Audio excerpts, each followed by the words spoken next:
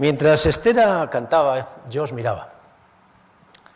Y así pensando, porque cuando uno está así en la música se queda así un poco, no sé, en el aire, no sé cómo llamarlo o decirlo, me vino a la mente una cita del Espíritu de Profecía que dice que el sábado a la hora del culto, la iglesia se convierte en la antesala del cielo. Y yo decía, qué idea como más bonita. Ahí fuera está el mundo. Y cuando entramos en este lugar, entramos como en otra dimensión diferente. Es la antesala del cielo. Es la presencia de Dios que dignifica el lugar donde se encuentra. Y nosotros deberíamos ser conscientes de esta realidad. Así que este lugar, en este momento, no es un local donde se reúne la gente, donde alguien habla, da su opinión. Oye, pues nos puede gustar, más, menos, nos vamos. Es que no es eso. El creyente cuando viene a esta hora a la iglesia viene a adorar al Creador del universo. Y cuando uno está delante del Creador, uno recibe gratas bendiciones. Por eso, alejemos de nosotros las preocupaciones de ahí fuera. Disfrutemos del momento y aprovecha para decirle algo a tu Dios. Aunque solo sea perdón y gracias.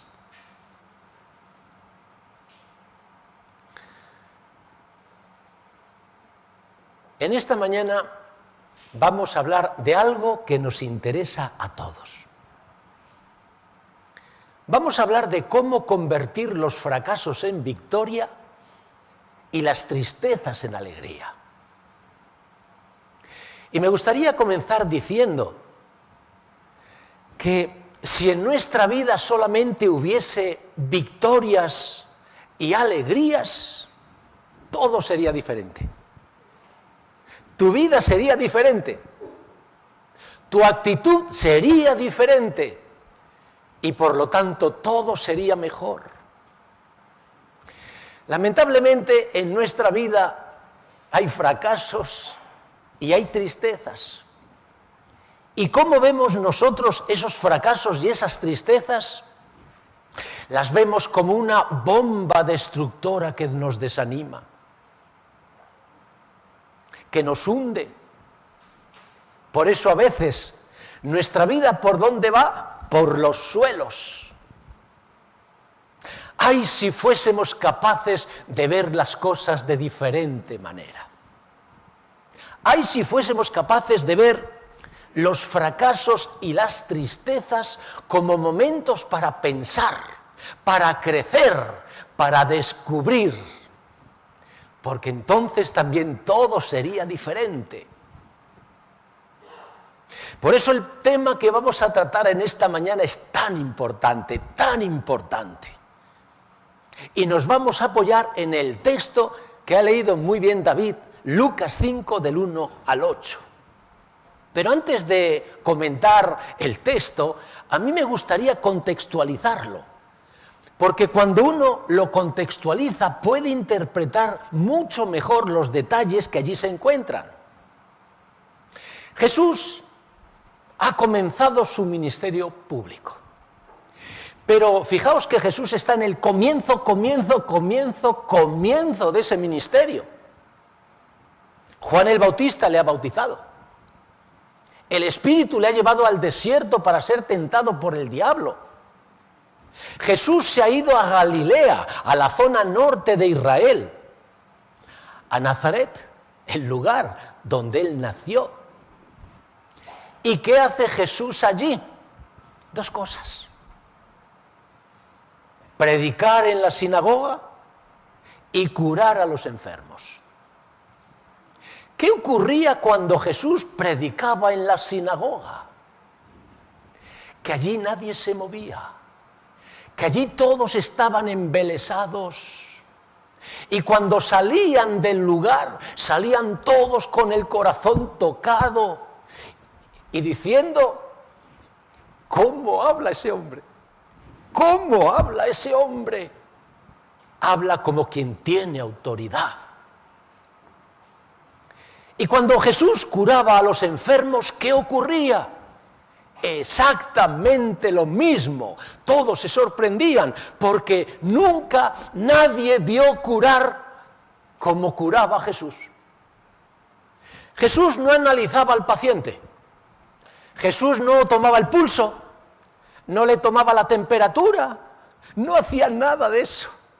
Jesús iba con su mano, le tocaba y le decía, sé sano. Y todos se sanaban. No importaba la enfermedad que tuviesen, todos quedaban curados. Así que todos se decían lo mismo. Pero ¿quién es este hombre? ¿Quién es este hombre? La Escritura no me extraña que añada lo siguiente. Y su fama se difundía por todos los lugares de los contornos. Pero aún una cosa más a añadir en el contexto. Jesús todavía no ha escogido a sus discípulos. Así que Jesús tiene, en el momento que estamos comentando, un ministerio solo. Está solo, no tiene a nadie. Y dicho esto, ahora sí que podemos comentar el texto que ha sido leído. La escena se sitúa a orillas del lago de Genesaret, el mar de Galilea. Jesús está allí solo paseando por la playa. Es temprano, muy temprano. Y yo no sé cómo algunos se han enterado de que Jesús está allí. Así que empiezan a venir algunas personas de forma que se forma un pequeño grupo.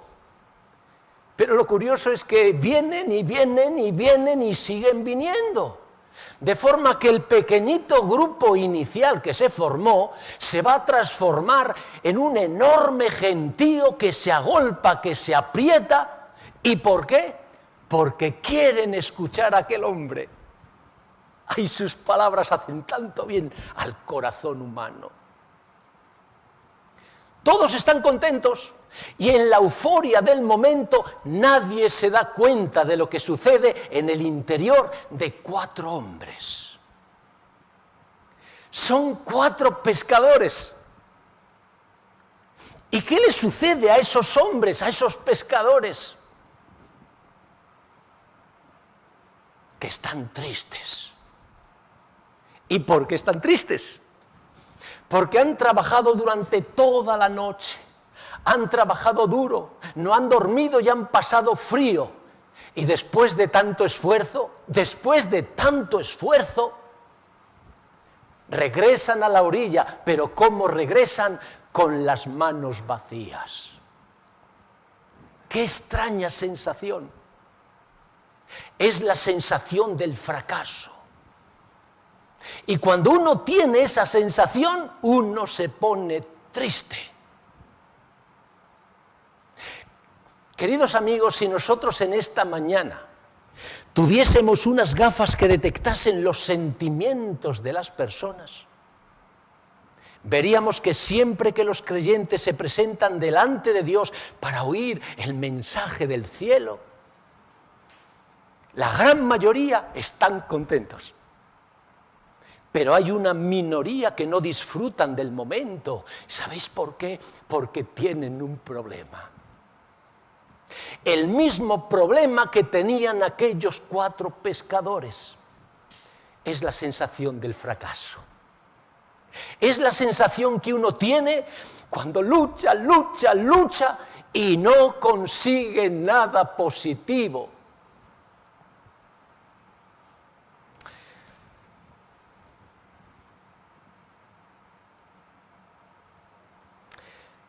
Desde que entró el pecado, las cosas se han puesto feas aquí abajo. ¿Tú te has dado cuenta que lo que le dijo el Señor a Adán se sigue cumpliendo todavía hoy? Comerás el pan con el sudor de tu frente. ¿Te has dado cuenta que esta vida no nos trata demasiado bien? ¿Te has dado cuenta que esta vida nos da menos de lo que nosotros le tenemos que dar a ella? A veces basta un solo error para que la vida te quite algo que te ha costado años y años construir. Y frente a esta realidad tenemos que preguntarnos qué hacer. ¿Nos hundimos en la tristeza? ¿Nos hundimos en la desesperación? Y la respuesta es no. La Biblia nunca habla ni de tristezas ni de desesperaciones. La Biblia habla de esperanza. Y si nos habla de esperanza es que es posible convertir los fracasos en victorias y las tristezas en alegrías. ¿Cuál es la fórmula? ¿Cuál es la fórmula? ¿Sabéis que los hombres se han debatido a lo largo de la historia por encontrar la fórmula de la felicidad, del éxito, del triunfo? Hay quien cree que la solución está en los astros. Y dicen, si tú haces lo que los astros te dicen, ellos te abrirán el camino hacia el éxito. Hay otros que dicen, no, la solución está en las pócimas y en los ungüentos mágicos, porque estos ahuyentan los malos espíritus y entonces podrás tener una vida tranquila y feliz. Hay quien dice, no, la solución está en la psicología. Si tú generas un buen autocontrol, una voluntad fuerte y una personalidad equilibrada, tu vida cambiará. Y ese cambio te proporcionará el éxito que buscas. Hay quien cree que la solución está en la religión. Y dicen, si cumples una serie de dogmas, todos los males de tu vida desaparecen y serás una persona feliz. Como si los dogmas entendiesen del secreto de la felicidad.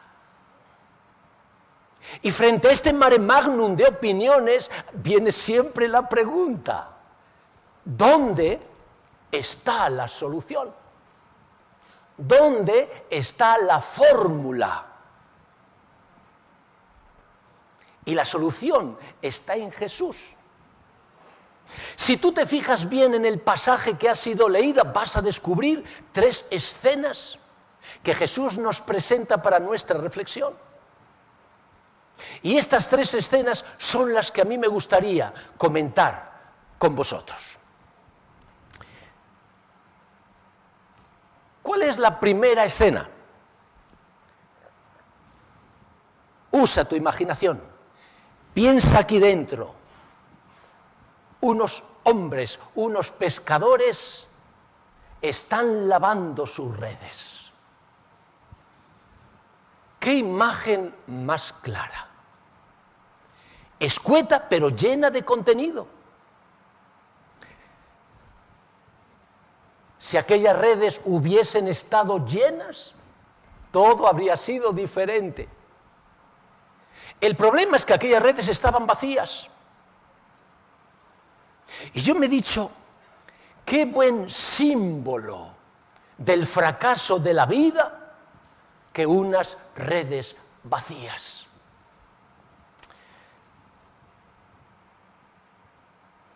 Yo no sé si tú lo has hecho alguna vez, porque hoy vivimos todos contrarreloj. Hoy salimos de casa siempre con el tiempo justo para llegar a una hora determinada a un lugar que está lejano, que hay mucho tráfico y vamos ciegos. Pero si alguna vez tienes la oportunidad, haz esta experiencia. Siéntate en el banco de la ciudad y empieza a observar a la gente que va pasando. Pero fíjate bien. ¿Sabes lo que vas a ver? Que muchos de los que van caminando por la ciudad no van a ninguna parte. Solo deambulan.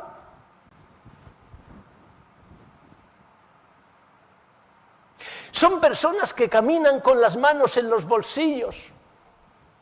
Pero si tú te fijas bien cómo tienen los bolsillos están vacíos. Van regidos por una cabeza, pero ¿cómo está esa cabeza? La cabeza está vacía. Miran aquí, miran allá y parece que lo miran todo, pero en realidad no ven absolutamente nada de lo que tienen que ver. ¿Y por qué sucede esto? Porque llevan un corazón vacío. Y yo te digo una cosa, amigo mío, vivir con un corazón vacío es una pesada carga, un lastre que cuesta mucho. Jesús mira el rostro de aquellos pescadores y rápidamente se da cuenta de la situación. Aquellos ojos miran hacia abajo. Y abajo, ¿qué es lo que hay? Sus redes. Y las redes le recuerdan una y otra vez el fracaso de su vida. Por eso, ¿cómo convertir el fracaso de esos pescadores en victoria y su tristeza en alegría? ¿Cómo? ¿Dónde está la fórmula? Y la fórmula siempre está en Jesús. Observa lo que hace Jesús, porque en este momento lo que intenta es hacer el cambio. Y es curioso, Jesús hace dos cosas. Primero, pide una barca a uno de los pescadores que se llama Pedro. ¿Y para qué le pide la barca? Para predicar, para hablar de las cosas de arriba. Lo segundo que hace es que una vez que ha predicado, que ha terminado de dar su mensaje, les invita a ir de nuevo al mar, mar adentro, para tirar la red y pescar. Y yo cuando preparaba la reflexión me decía, Señor, ¿pero no habría sido mejor hacerlo al revés? Si tú ibas a hacer un milagro, ¿por qué no les invitas primero a pescar? La red se llena y después les hablas de las cosas de arriba. Porque todos creemos en una cosa: el corazón cuando está contento es más propenso a escuchar el mensaje del cielo. Y yo me preguntaba, Señor, pero entonces si eso es lo mejor, ¿por qué tú no lo hiciste así? Amigos míos, Jesús nos está presentando el tema de las prioridades. ¿Qué es primero, los problemas o Dios? Qué buena pregunta, ¿verdad? Qué buena pregunta. ¿Sabéis que para responderla hay que hablar de dos cosas? Lo que sabemos y lo que decimos, por un lado, y lo que sentimos y lo que hacemos, por otro. ¿Qué es lo que nosotros sabemos y decimos? Si a ti alguien te pregunta, ¿qué es primero, Dios o los problemas? Yo ya sé lo que tú vas a decir. Dios, siempre Dios. ¿Y por qué dices esto? Porque es lo que sabes. Es lo que te dice la palabra de Dios. Buscad primeramente el reino de Dios y su justicia, y todo lo demás se os dará por añadidura. Como tú lo sabes, tú lo dices. Pero ahora vamos a ver qué es lo que tú sientes, o dicho de otra manera, qué es lo que tú haces. ¿Sabéis que cuando viene un problema a tu vida, no estoy hablando de un problemita, estoy hablando de bueno, tampoco tiene por qué ser un problema, pero un problema, un problema. ¿Qué ocurre? Que el problema te absorbe tanto, que sin darte cuenta solo piensas en el problema. Te levantas por la mañana, vives el día, te acuestas por la noche, problema. Y sin darte cuenta, pones a Dios en un segundo lugar. Quizás alguno diga, pastor, está usted muy equivocado, porque yo, Dios siempre lo primero. Bueno, pues te felicito.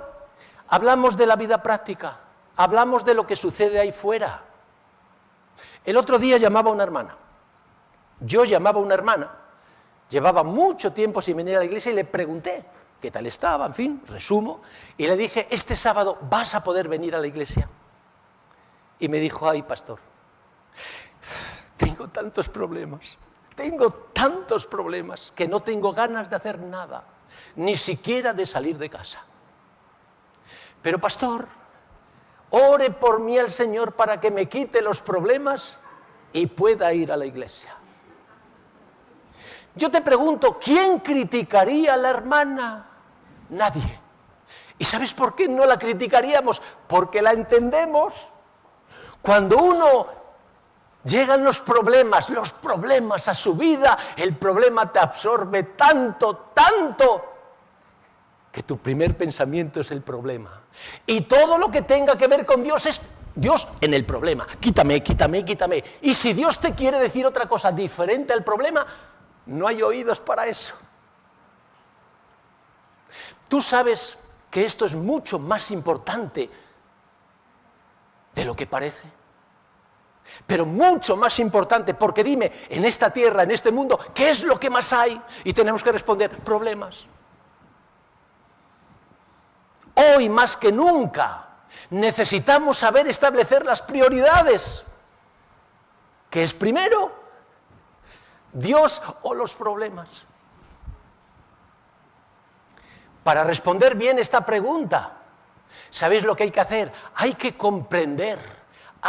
comprender por qué Dios te dice que Él debe ser siempre el primero. Porque si tú no comprendes el por qué, aunque aquí en la iglesia tú siempre digas Dios el primero y siempre el primero, cuando tú salgas ahí fuera, tú te vas a encontrar con un enemigo que sabe hacer las cosas tan bien, engatusa, crea las circunstancias, las situaciones de forma que te obnubila, de forma que quieres algo, pero no haces lo que quieres. Vamos a explicar un poquito mejor todo esto, porque es muy importante.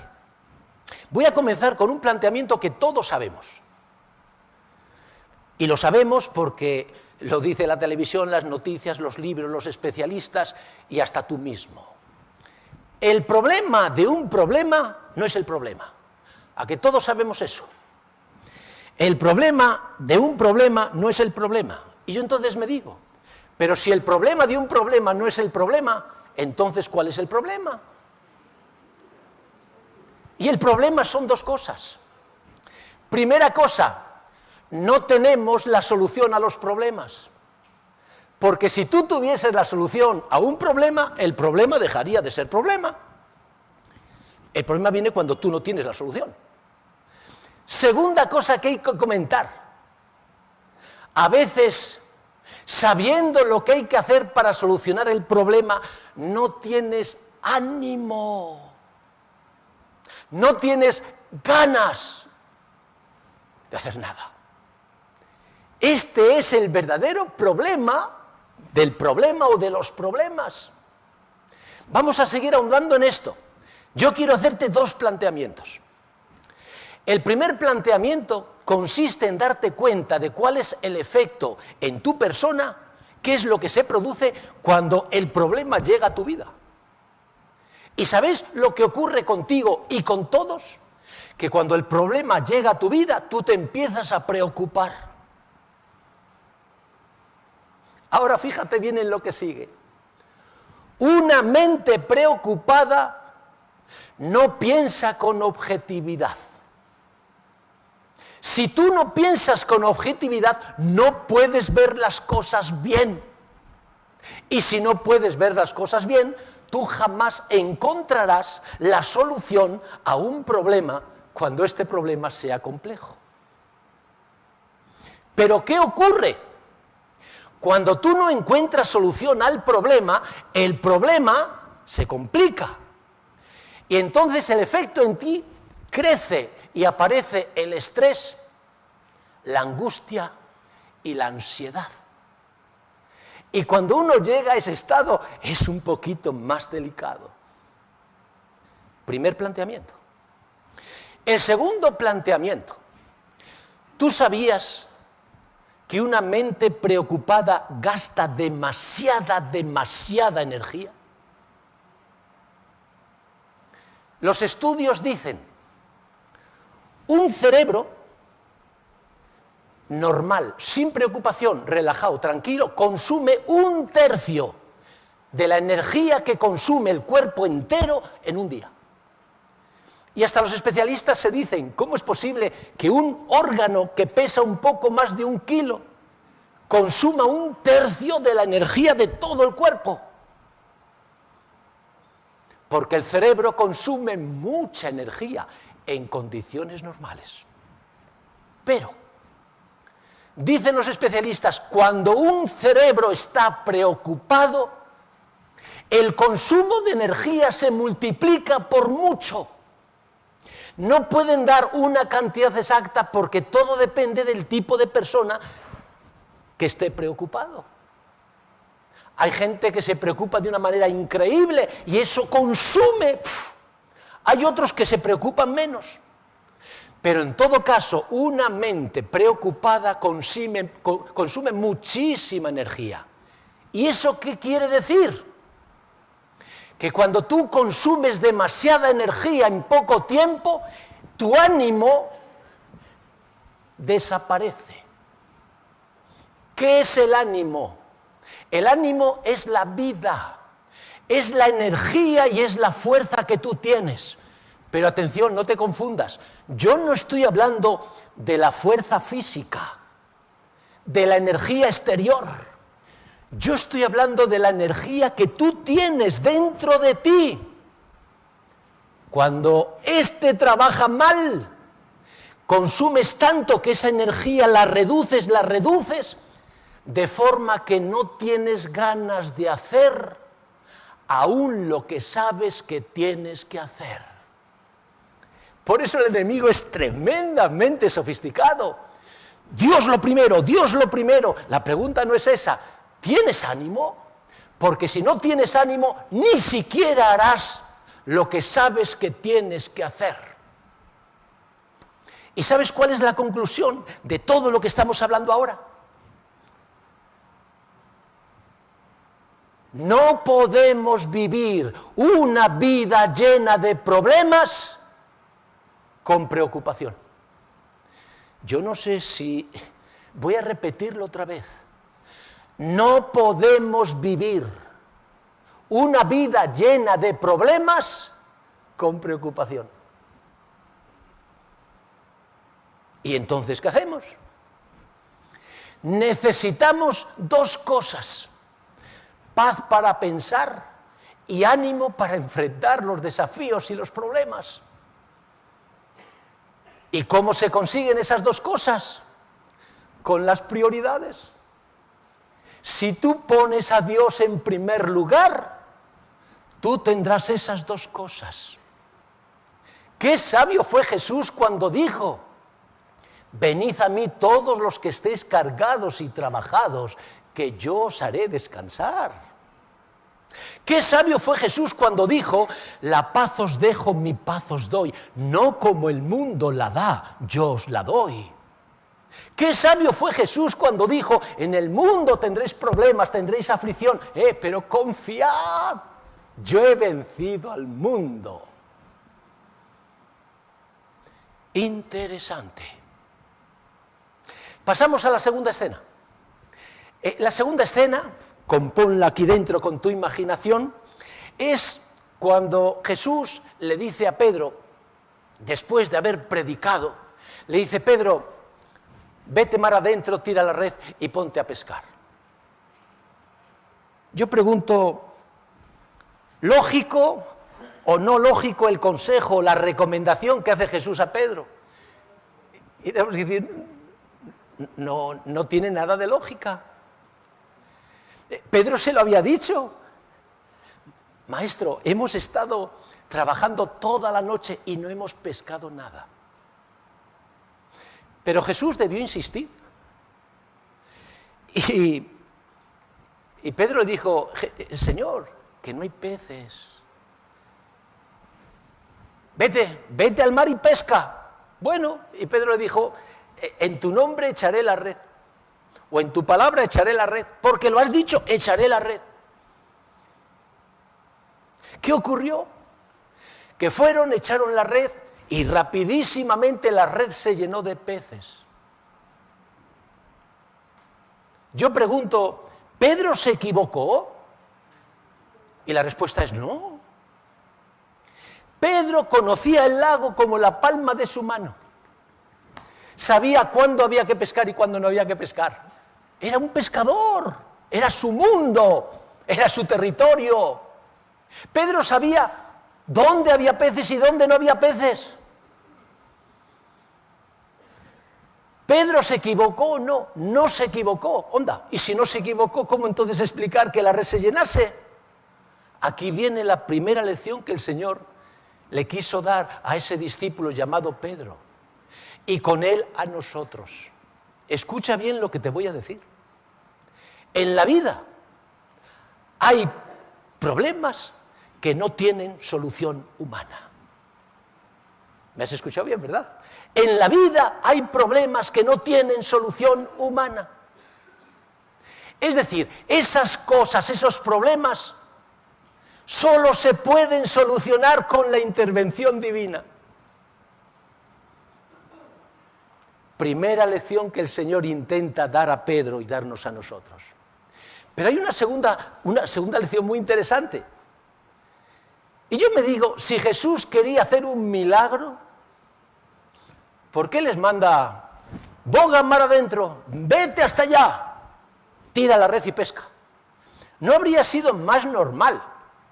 Oye, meteros un poquito, 50 metros en el mar, tiráis la red, Jesús hace el milagro, se llena de peces la red y asunto resuelto. La pregunta es ¿por qué Jesús dice bogad, remad mar adentro? Aquí viene la segunda lección. ¿Y esa segunda lección cuál es? Mar adentro representa el lugar a donde el creyente debe estar dispuesto a llegar.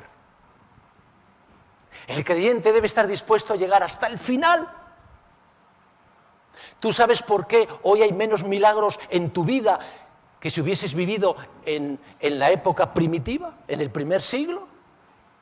Una de las causas que se dan, ¿sabéis cuál es? Que nuestros pasos se han acortado. A nosotros nos gusta ser cristianos de la orilla. ¿Y sabes cómo nos gusta que sucedan las cosas, los milagros, las intervenciones de Dios? Como le sucedió a Josué cuando iba a cruzar el río Jordán. Era primavera, llegan al Jordán, tienen que atravesar, Dios le dice, ¿a atravesarlo? Y Josué dice, oye, sí, atravesarlo, ¿pero por dónde? Y dice, formar una fila. Primero irán los sacerdotes. En el momento que los sacerdotes, los pies de los sacerdotes toquen el agua, automáticamente el río Jordán se abrirá. Y así lo hicieron. Se colocaron todos unos detrás de otros en el orden que Dios estipuló y cuando llegaron los sacerdotes pisaron el agua, como había sucedido con el Mar Rojo, sucedió con el río Jordán. ¿Cómo nos gusta esa experiencia? Porque a nosotros nos gusta que los milagros Dios los produzca en nuestra vida de esta manera. Dios te dice, ven, y tú vas, hasta que llegas a la orilla. Y cuando llegas a la orilla y tocas el agua, miras para arriba y dices, Señor, el milagro. ¿Qué sucede cuando el milagro no se produce? Que te desanimas. Y a veces puedes ir más lejos, de forma que abandones, porque no funciona. Tuve un problema, Dios me mandó, yo le pedí y Él no actuó. Ay, si nosotros fuésemos capaces de llegar hasta el final, veríamos milagros maravillosos en nuestra vida. Pero como se han acortado nuestros pasos, el problema es que nos perdemos la cosa más grande que necesita un creyente, ver la intervención de Dios de forma clara en la vida. ¿Cuál es la tercera escena.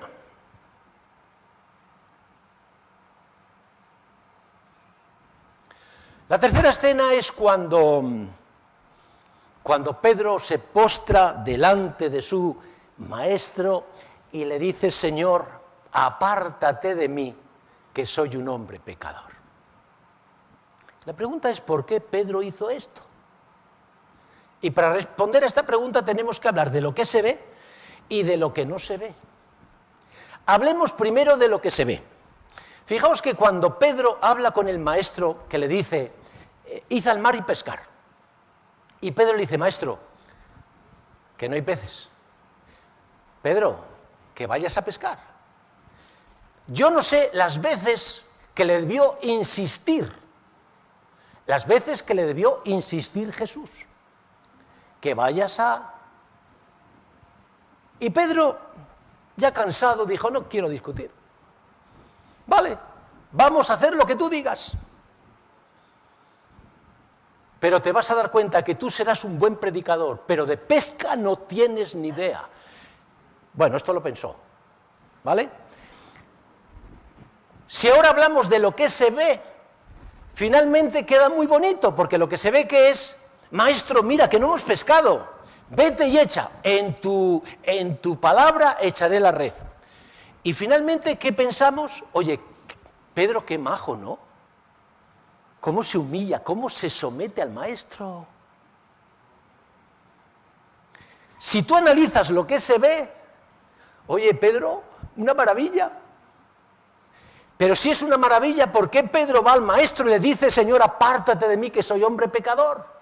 Porque hay algo que no se ve, y son los pensamientos. Y eso es lo que vamos a considerar ahora.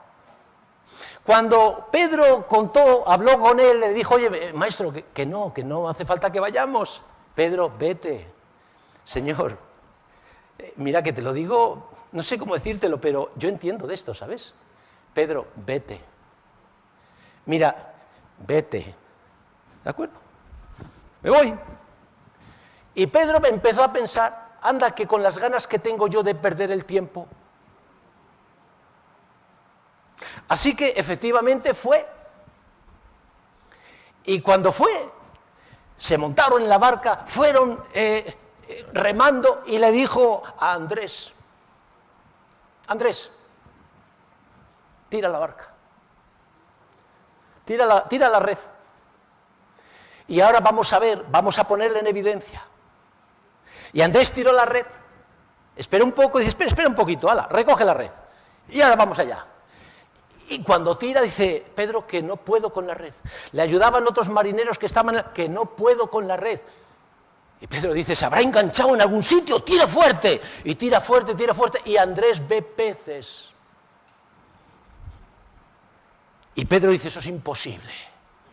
Y Pedro se acerca y no solamente ve peces, sino ve tantos peces que la red se empieza a romper. Y entonces Pedro llama a la otra barca. Su jefe era Zebedeo, que tenía 2 hijos, que eran Santiago y Juan, y les dijo: venid para acá. Y todos juntos consiguieron sacar la red. Y distribuyeron los peces en una barca y en la otra.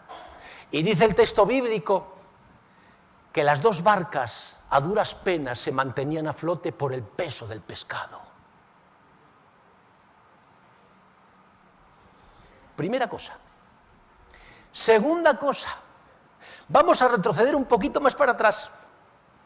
Cuando Jesús le pide la barca a Pedro: Pedro, ¿me dejas la barca? ¿Y para qué la quieres? Quiero predicar. Ah, vale. Y Jesús, ya sabéis, que le pide que oye, ponte un poquito más lejos. Se alejan de la orilla, porque de esta manera, ¿sabes lo que Jesús quería hacer?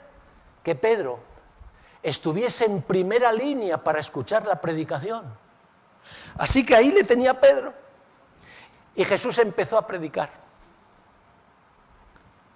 ¿De qué crees que predicó Jesús? ¿Sabes que la Biblia no lo dice? No hay ningún sitio que se diga de qué habló Jesús, pero no es difícil imaginárselo. Porque ese día el sermón no iba dirigido a la multitud. Ese día el sermón estaba dirigido a 4 hombres, Pedro y su hermano Andrés, Santiago y su hermano Juan, porque recuerda que después de la predicación y después del milagro, Jesús llamaría a esos 4 hombres para que se hiciesen pescadores de hombres, para que le siguiesen. Así que, ¿de qué predicó Jesús? Jesús predicó lo que aquellos 4 hombres estaban necesitando en ese momento. Primer tema, lo importante que es vivir confiado en el Señor. No en una red, no en una pesca, sino en el Señor. Segundo tema, lo importante que es saber gestionar bien los problemas. Y Jesús empezó a predicar. ¿Y qué pensó Pedro? ¿Sabéis lo que pensó? Bueno, debió pensar, porque aquí nadie puede afirmar nada. Pedro debió decir bla, bla, bla, bla, bla, bla, bla, bla. Mucha palabrería, pero poca solución. Y yo necesito soluciones. ¿Tú te das cuenta? Por eso cuando después Jesús hizo el milagro de la pesca milagrosa y Pedro vio la cantidad de peces, Pedro cambió. ¿Y sabes por qué Pedro cambió? Porque Pedro vio. Porque Pedro vio las cosas de otra manera como las veía antes. Y aquí dentro hubo lo que se llama una disonancia. Es cuando en la mente tú tienes en choque 2 sentimientos encontrados. Por un lado, los malos pensamientos que él había tenido de Jesús. Él se pensaba que Jesús de pesca no tenía ni idea. Y de pronto el otro pensamiento, el otro sentimiento es lo bien que se había portado Jesús con él. Que sabiendo mucho más que él de la pesca, le había tratado con condescendencia. Y entonces, Pedro, no pudiendo mantener esa tensión, ¿qué hizo? Fue a los pies de Jesús, se postró y le dijo: apártate de mí, Señor, que soy hombre pecador. Y Pedro aprendió una gran lección. ¿Y cuál fue esa lección? Que Dios no necesita la lógica para que lo que Él dice se cumpla. Un pescador para pescar peces tiene que haber peces, pero Dios para pescar no necesita que haya peces, los crea in situ. Interesante. Y yo tengo que terminar. Y quiero terminar dando o resumiendo lo más importante del tema de esta mañana. Porque el tema es tan importante, nos embarga tanto a todos, que es bueno tener las ideas claras. Fijaos que hemos hablado de cómo convertir los fracasos en victoria y las tristezas en alegría. Hay 3 cosas que debes tener en cuenta. La primera cosa es quién es Jesús para ti. ¿Un maestro o el Señor? No es lo mismo, aunque maestro la pongas con mayúsculas. Si para ti Jesús es un maestro, verás que hay muchas cosas que no estás de acuerdo con él. ¿Cuántos alumnos no están de acuerdo con lo que dice el profesor y hacen justamente lo contrario que se les dice? Así que si Jesús para ti es un maestro, habrá muchas cosas que tú no estás de acuerdo con Jesús. ¿Y cómo sabes tú que no estás de acuerdo con Jesús? Porque sabes, aquí en la iglesia tú siempre dirás, primero Jesús, primero Jesús, primero Jesús. ¿Cómo sabes que eso no es así? Dices, pero no sientes. Es muy fácil, porque habrá muchas cosas en tu vida que las haces a tu manera. No como Dios te dice, sino a tu manera. Eso quiere decir que Jesús para ti es un maestro. Ahora, si Jesús es el Señor, tú ya no le discutirás nada, porque habrás aprendido que Dios, para que cumpla su palabra, no necesita la lógica. Yo repito, para pescar no necesita que haya peces. Si tú tienes un problema económico, Dios no necesita tener el dinero, lo crea. ¿Tú entiendes? Cuando uno ve a Jesús como Señor, ya no discute nada, lo acepta, porque Dios tiene soluciones que van más allá de lo que tú te puedas imaginar. Dios puede echar una montaña al mar. Eso es inimaginable para el ser humano, porque pesa mucho. ¿Qué máquina puede hacer eso? ¿Tú te das cuenta? ¿Cuál era el problema de Pedro? Pedro siempre vio, de las oídas, porque estaba escuchando, ¿no?, que había un maestro en Galilea. Por eso, maestro, hemos estado trabajando toda la noche y no hemos pescado nada. Maestro.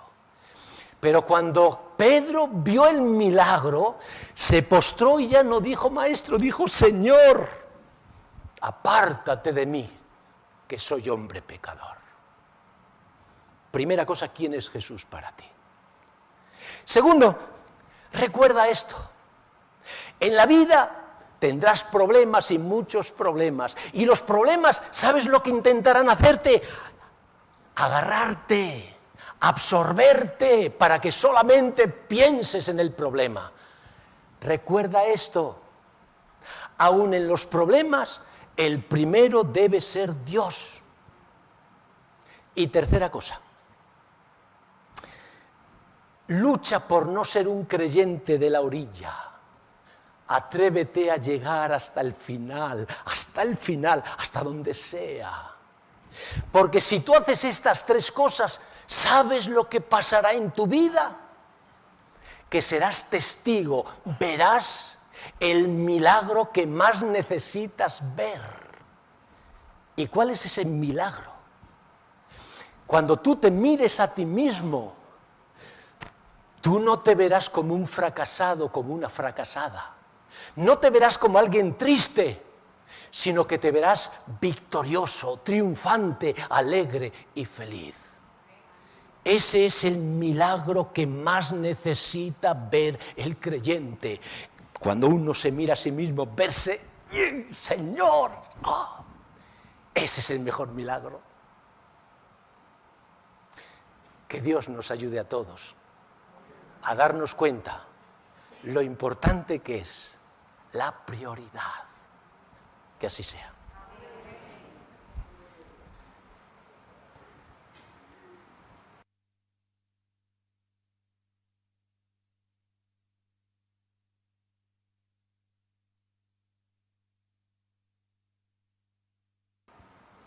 Os invito a inclinar el rostro para recibir la bendición del Señor. Que el Señor te bendiga y te guarde. Que el Señor haga resplandecer su rostro sobre ti y tenga de ti misericordia. Que el Señor alce sobre ti su rostro y ponga en ti paz. Que así sea.